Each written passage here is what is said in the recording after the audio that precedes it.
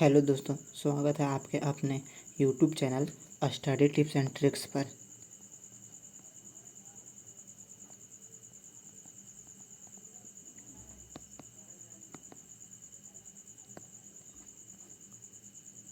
तो ये मेरा यूट्यूब पर दोस्तों आज 11वां वीडियो है और इस 11वां वीडियो में हम कुछ नया टॉपिक लाए हैं। जैसे क्लास 10th में हम लोग विद्युत ऊर्जा पढ़ लिए थे। अब इस विद्युत ऊर्जा कहते किसको है उसके बारे में थोड़ा सा देखेंगे। उसके बाद हम लोग यहाँ पर तापन अवयव समझेंगे कि क्या है। तो चलिए शुरू करते हैं हम लोग। अब इस वीडियो में हम लोग समझते हैं सबसे पहले कि विद्युत ऊर्जा क्या है। विद्युत ऊर्जा विद्युत ऊर्जा क्या है तो समझिए ध्यान से। विद्युत ऊर्जा किसे कहते हैं हम लोग, यानी कि इलेक्ट्रिक एनर्जी किसे कहते हैं। देखिए, जो विद्युत धारा है ना, उससे जो प्राप्त ऊर्जा होता है ना, उसी को हम लोग क्या कहते हैं, विद्युत ऊर्जा कहते हैं। मान लीजिए जो विद्युत धारा है, विद्युत धारा मान लीजिए हमारे घर है, तो हमारे घर में विद्युत धारा कितना था। हमारे घर में विद्युत धारा 220 वोल्ट था। हमारे घर में विद्युत धारा कितना था, 220 वोल्ट था। ये जो विद्युत धारा है ना, इस विद्युत धारा के द्वारा जो ऊर्जा उत्पन्न हो रहा है ना, उसी को हम लोग कहते हैं विद्युत ऊर्जा। अब समझिए ध्यान से। मान लीजिए कोई बल्ब है। अब मान लीजिए ये बल्ब ले लिए हम, यहाँ पर ये बल्ब लिए हैं और ये जो बल्ब आपको लग रहा है, इस बल्ब पर मान लीजिए लिखा हुआ है 220 वोल्ट। इस पर मान लीजिए लिखा हुआ है 220 वोल्ट, 220 वोल्ट और यहाँ पर लिखा हुआ है 60 वाट। इसका मतलब क्या होगा, देखिए इस बल्ब पर कहीं लिखा होगा, देखिए यहाँ पर लिखा है 12 वाट लिखा हुआ है। लेकिन मान लीजिए अगर लिखा हो रहा था 220 वोल्ट और 60 वाट, तो इसका मतलब क्या होता है, तो समझिए ध्यान से। इसका मतलब होता क्या है, देखिए इसका मतलब होता ना है कि यदि कोई बल्ब है, यदि ये बल्ब है और इस बल्ब पर ना 220 वोल्ट 60 वाट लिखा हो ना, तो इसका एक ही को मतलब होता है। मतलब यह होता है ना कि इस बल्ब को ना अगर मकान में, अगर हम, जैसे आपका मकान है, आपका घर है, और जो होल्डर है उसमें अगर हम इसको होल्डर में जोड़ दिए, तो होल्डर में जैसे हम इसको जोड़ेंगे, तो जोड़ने के बाद ये है ना जो बल्ब, वह 220 वोल्ट विद्युत धारा पर, 220 वोल्ट प्रत्यावर्ती धारा पर 60 वाट, कितना, 60 वाट। इस 60 वाट क्या है, शक्ति है। इस 60 वाट क्या है, शक्ति है। तो यही मतलब है कि जो बल्ब है आपका, अगर हम इसको अपने घर में जोड़े हैं, तो 220 वोल्ट पर, कितना वोल्ट पर, तो 220 वोल्ट पर 60 वाट, यानी कि 60 वाट शक्ति का उपयोग कर जाएगा। कौन, ये एक बल्ब। यही यहाँ मतलब है। अब इसी इसी को तो हम लोग कहते हैं विद्युत ऊर्जा। अब समझिए ध्यान से कि विद्युत ऊर्जा का आखिर हम लोग कैसे और क्या मापते हैं। तो चलिए हम लोग चलते हैं नेक्स्ट पेज पर।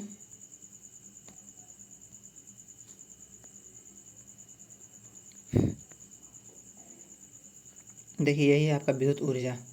देखिए विद्युत ऊर्जा कह रहा है कि विद्युत धारा से प्राप्त ऊर्जा को हम लोग क्या कहते हैं, विद्युत ऊर्जा कहलाता है। विद्युत धारा से प्राप्त ऊर्जा को क्या कहते हैं हम लोग, विद्युत ऊर्जा कहते हैं।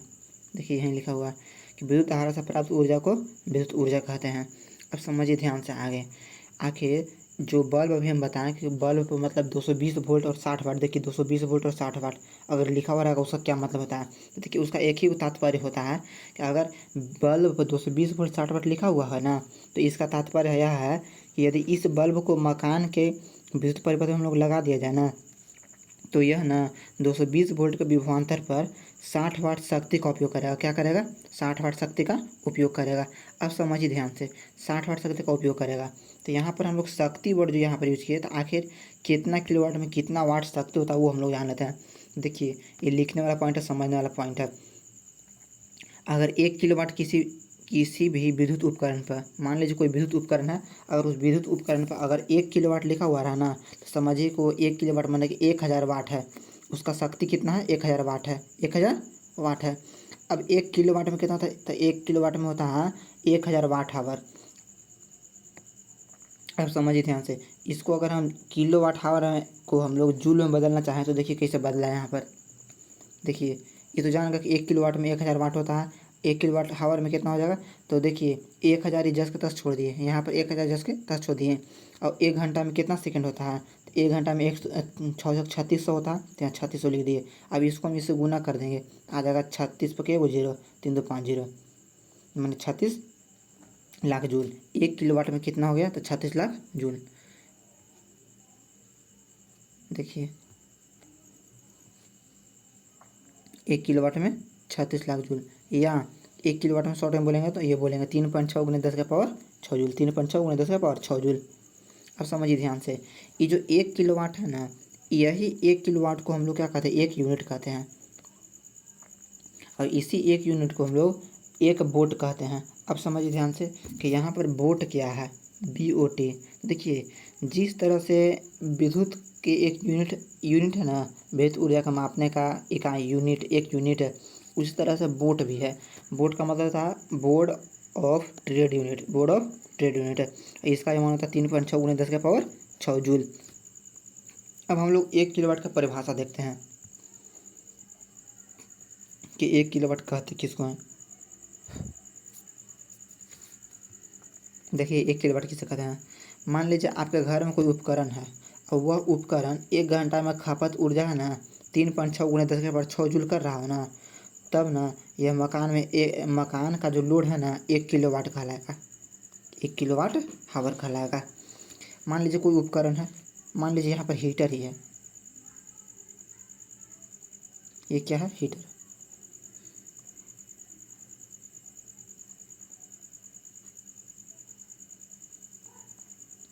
और यह हीटर ना आपका घर में जोड़ा हुआ है और इसको चला रहे हैं। जब इसको घर में चला रहे हैं तो यह 1 घंटा में अगर 3 × 6 देखिए यहाँ पर 3 × 6 3.6 × 10⁻6 जूल अगर ऊर्जा का खपत कर रहा है, तब कहेंगे ना कि यह 1 किलोवाट का भार लोड चला रहा है। कितना चला रहा है, 1 किलोवाट का लोड चला रहा है। चलिए आगे देखते हैं हम लोग। अगला टॉपिक हम लोग का तापन अवयव। तापन अवयव, हीटिंग एलिमेंट किसे कहते हैं। तापन अवयव मतलब हीटिंग एलिमेंट किसे कहते हैं। समझिए ध्यान से, एक नेक्स्ट पेज लेते हैं और समझाते हैं आपको। देखिए heating element, heating element, ELEMENT। समझो ध्यान से, हीटिंग एलिमेंट किसे कहते हैं। देखो, जैसे कोई ऐसा वस्तु जिसमें हम विद्युत धारा प्रवाहित करें, कोई ऐसा उपकरण जिसमें क्या हम लोग प्रवाहित करें, जिसमें हम लोग विद्युत धारा प्रवाहित करें। क्या प्रवाहित करें, विद्युत धारा। कोई ऐसा उपकरण जिसमें हम लोग विद्युत धारा प्रवाहित करें, विद्युत धारा को क्या करें, प्रवाहित करें, तो यह ना गर्म हो जाए। क्या कर दें, गर्म हो जाए। कोई ऐसा उपकरण, कोई ऐसा विद्युतीय उपकरण जिसमें विद्युत धारा प्रवाहित करने पर, क्या प्रवाहित करने पर, विद्युत धारा प्रवाहित करने पर वह क्या हो जाए, अगर गर्म हो जाए, क्या हो जाए, गर्म हो जाए, तो उसी को हम लोग कहते हैं हीटिंग एलिमेंट। देखिए आपको बताते हैं हीटिंग एलिमेंट के बारे में। जैसे हमारे घर में आयरन है, हमारे घर में हीटर है, और हीटर तो ये खाना बनाना होगा, एक पानी गर्म करने वाला हीटर होता है, हीटर रोड। अब समझिए ध्यान से, इन सब में हम लोग विद्युत धारा प्रवाहित करते हैं। क्या प्रवाहित करते हैं, विद्युत धारा। इन सब में हम लोग विद्युत धारा प्रवाहित करते हैं। तो जैसे ही हम लोग विद्युत धारा प्रवाहित करते हैं ना, तो यह जो एलिमेंट है ना, यह गर्म होने लगता है। क्या होने लगता है, गर्म होने लगता है। अब आयरन है तो यह गर्म होगा, गर्म होने के बाद उसमें हम कपड़ा प्रेस कर लेते हैं। हीटर है, इसमें विद्युत धारा प्रवाहित करते हैं, तब यह गर्म हो जाता है, और गर्म होने के बाद इस पर हम लोग खाना बनाना शुरू कर देते हैं। आपका हीटर रोड है, जो हम ठंडा में पानी गर्म करते हैं, ठंडा में पानी गर्म करते हैं। तो ये आपको क्या हो गया, इस सब क्या आपका हीटिंग एलिमेंट है। देखिए आपको दिखाते हैं। देखिए ये पानी गर्म करने वाला हुआ, ये पानी गर्म करने वाला, यही ये हीटिंग एलिमेंट है। तो समझिए ध्यान से, अगर क्वेश्चन पूछे कि तापन अवयव किसे कहते हैं, तापन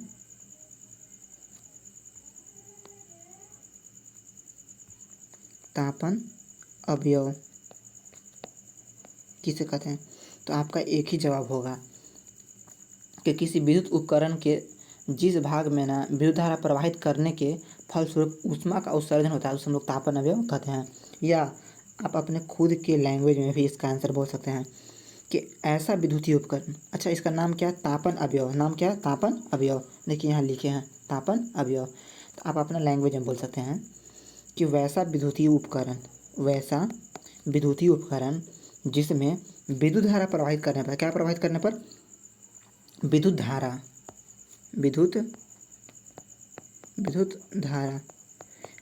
प्रवाहित करने पर। देखिए यहाँ से एक ये पॉइंट है और एक ये पॉइंट है, इन दोनों पॉइंट हम लोग क्या प्रवाहित करते हैं, विद्युत धारा। तो ऐसा विद्युतीय उपकरण जिसमें विद्युत धारा प्रवाहित करने पर वह गर्म हो जाए, क्या हो जाए, गर्म हो जाए। देखिए जो रॉड है आपका ना, ये गर्म होने लगता है, क्या होने लगता है, गर्म होने लगता है, और गर्म होकर पानी गर्म करना स्टार्ट कर देता है। इसी को हम लोग क्या कहेंगे, तापन अवयव कहेंगे। आपका अपना भाषा में बोल देना है कि ऐसा विद्युतीय उपकरण जिसमें हम लोग विद्युत धारा प्रवाहित करते हैं, तो विद्युत धारा प्रवाहित करने के फलस्वरूप वह अवयव क्या होता है, गर्म होने लगता है।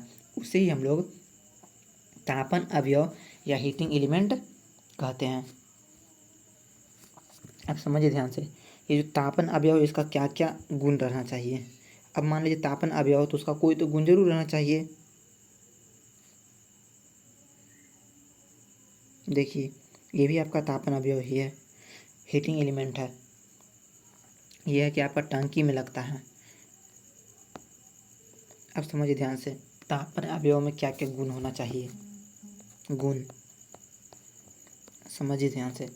नंबर 1 गुण होना चाहिए ना तापन अवयव के, कि प्रतिरोधकता बहुत अधिक होना चाहिए, प्रतिरोधकता बहुत अधिक हो। नंबर 1 गुण है कि प्रतिरोधकता,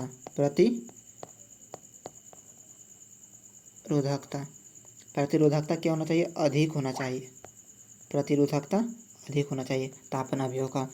नंबर 2 में है ना कि गलनांक जो है ना, गलनांक, वो तो आपका गलनांक भी अधिक होना चाहिए, गलनांक भी क्या हो, अधिक हो। अब समझिए ध्यान से, कोई तापन अवयव है, उसमें विद्युत धारा प्रवाहित करेंगे। देखिए यहाँ से विद्युत धारा प्रवाहित करेंगे। अब इसमें विद्युत धारा प्रवाहित किए और पता चला कि 2-3 मिनट के बाद ही गल गया, 2-3 मिनट के बाद ही गल गया, तो गल जाएगा, ख़राब हो जाएगा, तो हमको दोबारा पैसा लगाना पड़ेगा। इसीलिए जितना भी तापन अवयव है ना, चाहे ये तापन अवयव हो चाहे और कुछ भी हो, उन सब का प्रतिरोधकता अधिक होता है। प्रतिरोधकता क्या होता है, अधिक होता है। अगर प्रतिरोधकता अधिक नहीं होगा तो आगे चल के प्रॉब्लम हो जाएगा। या गलनांक जो है ना, ये भी अधिक होना चाहिए। ऐसा नहीं कि 220 वोल्ट इसको विद्युत धारा दिए हम लोग, और 220 वोल्ट विद्युत धारा देने के करीब 1 घंटा बाद ना पता चला कि ये मशीन में ये जो तापन अवयव यही गल गया, तो गल गया तो हम लोग को फिर दोबारा खरीदना पड़ेगा। इसीलिए इसका गलनांक क्या होना चाहिए, अधिक होना चाहिए, कि ताकि लॉन्ग समय तक टिके। अब समझिए ध्यान से, आखिर जो तापन अवयव बना हुआ है, चलिए अगला पेज लेते हैं, समझाते हैं एक बात। देखिए ये जो तापन अवयव है, इसका और कुछ तो गुण हो रहा होगा, और इसका ये जो तापन अवयव है क्या चीज़ से बना हुआ है, ये भी तो बात होगा। आखिर ये तापन अवयव बना हुआ किस चीज़ से है, तो समझिए ध्यान से। ये जो आपका तापन अवयव है ना, याद रखिएगा, ये नाइक्रोम के तार से बनता है। किससे बना होता है, नाइक्रोम। ये तापन अवयव क्या चीज़ से बना हुआ था, नाइक्रोम के तार का उपयोग किया था, क्योंकि ना इसके प्रतिरोधकता अधिक होता है और गलनांक भी अधिक होता है। ये जो नाइक्रोम है, देखिए ये जो आपका नाइक्रोम का तार है, इसका प्रतिरोधकता भी अधिक होता है। ये प्रतिरोधकता क्या होता है, अधिक होता है। प्रतिरोधकता भी अधिक होता है और प्लस में इसका गलनांक भी अधिक होता है। जो गलनांक है, ये गलनांक भी क्या होता है, उच्च होता है। किसका, नाइक्रोम का। चलिए दिखाता है आपको नाइक्रोम का तार कैसा होता है। देखिए ये आपका नाइक्रोम का तार है, ये क्या है, नाइक्रोम का तार है। ये जो है ना, ये नाइक्रोम का तार है। इसी का उपयोग किस में किया जाता है, तो आपका तापन अवयव जैसे हीटर उटर में किया जाता है, इसी का उपयोग किया जाता है। अब समझिए जो तापन अवयव है, इसमें कितना मात्रा में क्या चीज़ पाया जाता है, समझिए ध्यान से।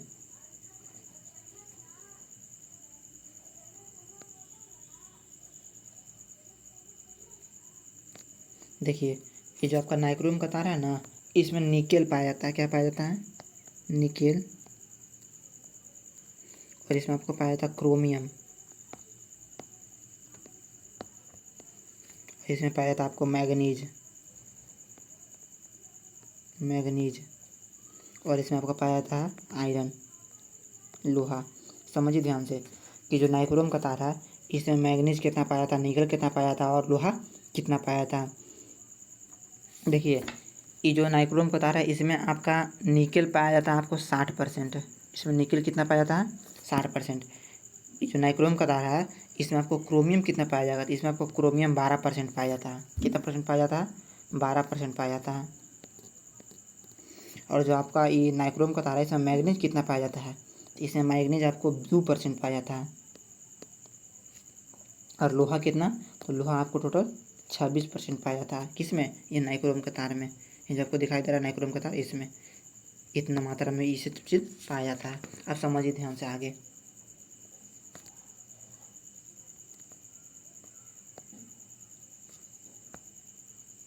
देखिए हीटिंग एलिमेंट, चलिए दोबारा हम लोग देख लेते हैं हीटिंग एलिमेंट। देखिए तापन अवयव किसे कहते हैं, समझो ध्यान से। देखो तापन अवयव किसे कहते हैं,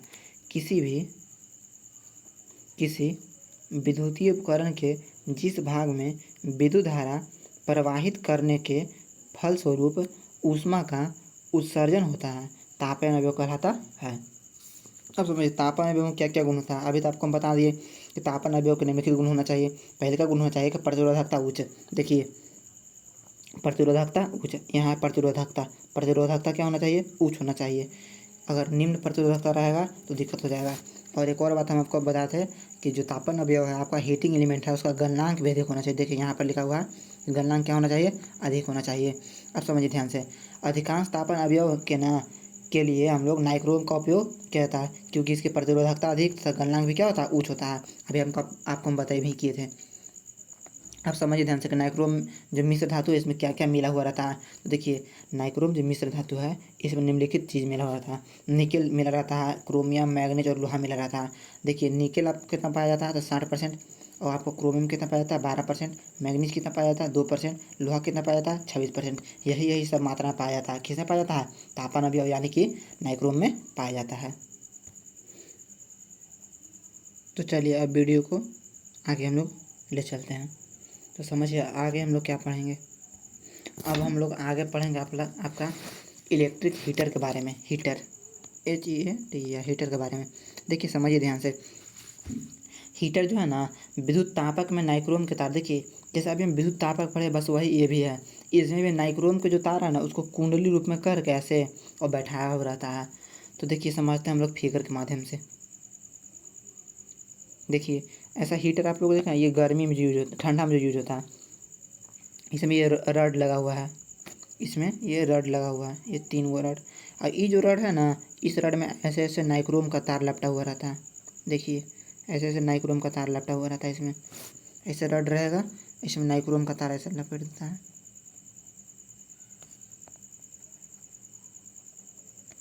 एक ये हुआ, दूसरा, एक तीसरा, इस सबको एक साथ जोड़ देता है। तो देखिए जैसे ही हम इसमें विद्युत धारा प्रवाहित करते हैं ना, है तो ये गर्म हो जाता है। और गर्म होकर हम लोग को विद्युत धारा के मदद से हम लोग ऊर्जा यानी कि ऊष्मा ऊर्जा का अनुभव कराता है। इसको हम लोग ठंडा में यूज करते हैं। या हीटर में एक और हीटर आप लोग ऐसा देखे होंगे जिस पर खाना बनता है, ये वाला हीटर जिस पर खाना बनता है हम लोग के घर में।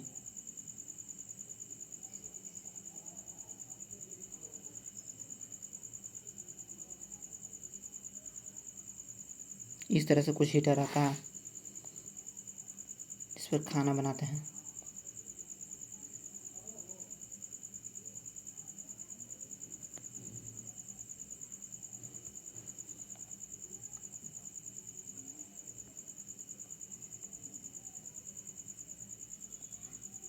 अब समझिए ध्यान से, क्या करें हम लोग विद्युत तापक किसे कहते हैं। तो देखिए जिस तरह से हम लोग अभी इसे इससे पीछे पढ़े ना, जो पानी गर्म करना रड था, बस वही ये भी विद्युत तापक है।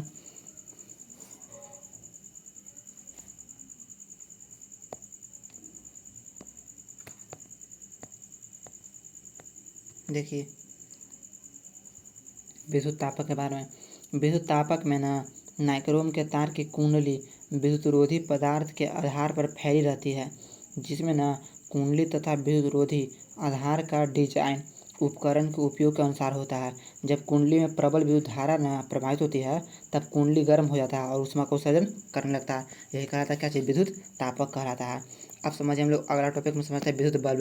विद्युत बल्ब के बारे में समझते हैं ध्यान से। उसका बनावट क्वेश्चन पूछता है कि विद्युत बल्ब की बनावट है। देखिए विद्युत बल्ब में आपको फिगर इस तरह से बना देना है। ये देखिए यहाँ कोना पर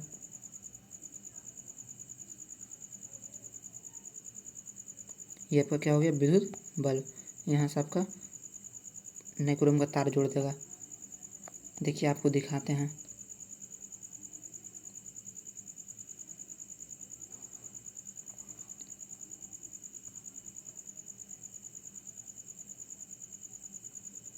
देखिए यही आपको फिगर बनाना होगा।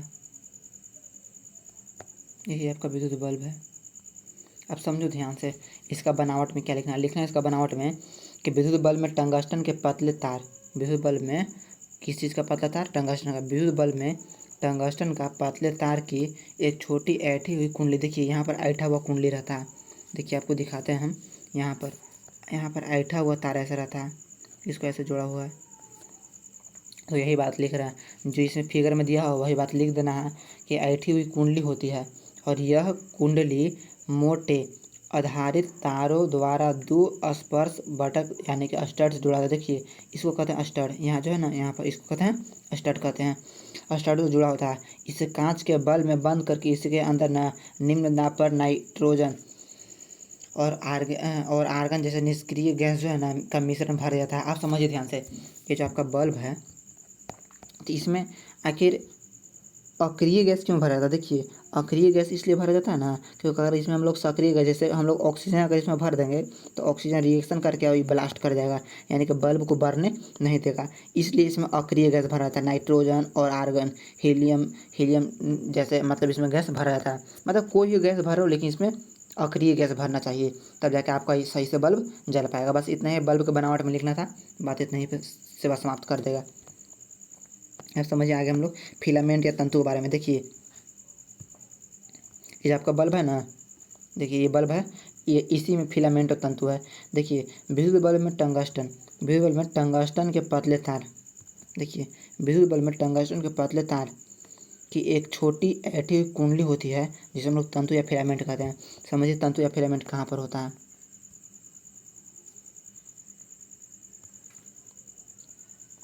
देखिए यही तंतु या फिलामेंट है।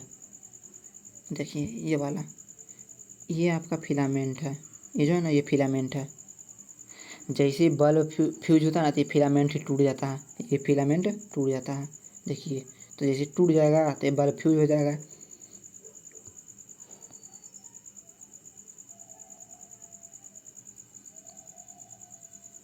अब समझिए ध्यान से, अगला टॉपिक में आएगा कि बल्ब में आखिर अक्रिय गैस क्यों भर जाती है। क्वेश्चन देखिए बल्ब में अक्रिय गैस क्यों भर जाती है, तो समझो ध्यान से।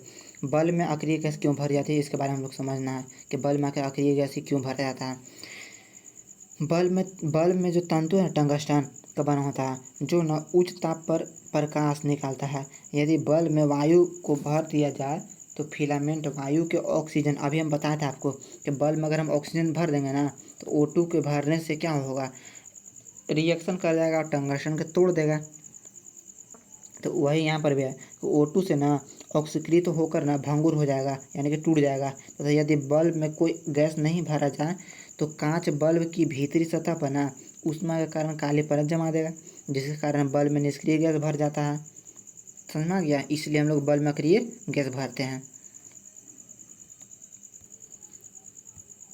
अब समझिए आगे कि फिलामेंट के रूप में आकर टंगस्टन के तार का उपयोग क्यों किया जाता है। देखिए कह रहा क्वेश्चन में आखिर फिलामेंट, देखिए ये जो है ना फिलामेंट के रूप में टंगस्टन के तार का उपयोग क्यों करते हैं हम लोग। समझिए ध्यान से क्यों करते हैं।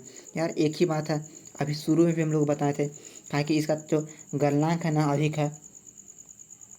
अब कोई ऐसा तार का हम लोग यूज कर देंगे जिसका गलनांक जो है ना, जिसका गलनांक वो कम रहेगा। जिसका गलनांक कम रहेगा तो उसको यूज करेंगे तुरंत गल जाएगा, जैसे विद्युत धारा प्रवाहित करेंगे गल जाएगा, खराब हो जाएगा। तो देखिए फिलामेंट में आखिर हम लोग टंगस्टन के तार का उपयोग क्यों करते हैं समझाते हैं आपको। टंगस्टन का जो गलनांक है ना अधिक है, टंगस्टन का गलनांक अत्यधिक है और इसका याद रखिएगा तापमान कितना है, गलनांक कितना, 3400 डिग्री सेल्सियस। 3400 डिग्री सेल्सियस के इधर ही गले में नहीं करेगा। जो ना बिना गले ना 2700 डिग्री सेल्सियस का श्वेत तत्व प्रकाश क्या करता है, उत्पन्न करता है, और यह ना प्रकाश उत्सर्जित कर सकता है। इसीलिए फिलामेंट को हम लोग टंगस्टन के तार से बनाते हैं। बस यहीं तक बात खत्म हो गया। तो फिलामेंट को हम लोग किस चीज़ से बनाते हैं, टंगस्टन से बनाते हैं। तो अब देखिए आगे हम लोग चलते हैं और आगे हम लोग विद्युत फ्यूज के बारे में समझते हैं। तो चलिए अब हम लोग विद्युत फ्यूज के बारे में समझते हैं कि विद्युत फ्यूज क्या है। देखिए विद्युत फ्यूज के बारे में हम लोग देख लेते हैं, पहले उसके बाद फिगर समझेंगे। देखिए विद्युत फ्यूज एक ऐसी युक्ति है जो विद्युत परिपथ के अतिभारण एवं लघुपतन को ना से न सुरक्षा प्रदान करता है। अब समझिए ध्यान से, इसका मतलब होता क्या है। देखो जैसे ही घर में जो बिजली आता ना, घर में बिजली आता है तो सबसे पहले जाता है विद्युत फ्यूज में। अब मान लो कोई कंडीशन हुआ और कोई कंडीशन के चलते अगर ज़्यादा लोड आ गया, बहुत ज़्यादा मतलब विद्युत आ रहा, मतलब पोल पर से बहुत ज़्यादा करंट आ गया, 220 वोल्ट आता है ना, और ये 220 वोल्ट से ज़्यादा आ गया, तो जैसे ही आएगा तो सबसे पहले विद्युत फ्यूज में आएगा। तो विद्युत फ्यूज में आएगा तो 220 वोल्ट से ज़्यादा तो सबसे पहले विद्युत फ्यूज को जलेगा। तो जब विद्युत फ्यूज जलेगा तो हमारे घर के उपकरण बच जाएंगे। ये विद्युत फ्यूज 2 न 4 रुपये का खर्चा आएगा हमको। लेकिन अगर घर में टीवी जल जाए, बल्ब जल जाए, फ्रिज जल जाए तो उसमें हम लोग ज़्यादा खर्चा में पड़ जाएंगे। तो इसीलिए हम लोग सुरक्षा के रूप में किस चीज़ का उपयोग करते हैं, विद्युत फ्यूज का।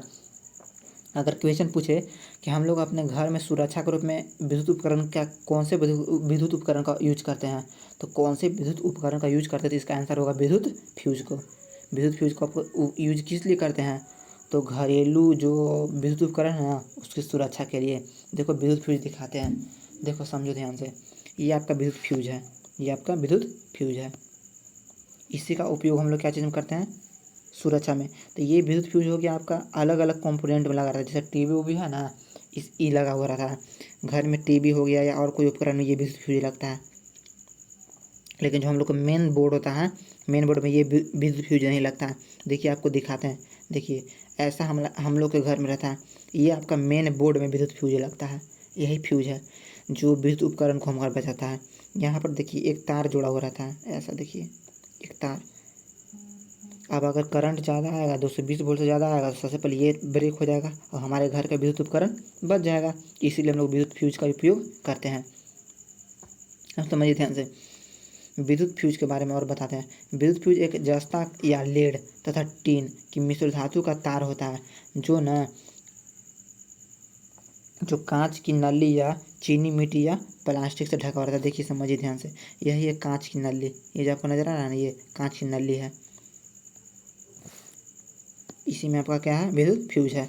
याद रखिएगा ये जो विद्युत फ्यूज है इस क्या चीज़ का होता है, तो मिश्र धातु लेड और टीन। देखिए यही है, यहाँ पर देखिए ये लेड और टीन, लेड और टीन, लेड और टीन से बना हुआ रहता है ये वाला। देखिए ये जो तार है ना, ये तार क्या चीज़ से बना हुआ रहता है, लेड और टीन से बना हुआ रहता है ये वाला तार यहाँ। और ये कांच की नली है, ये कांच की नली है।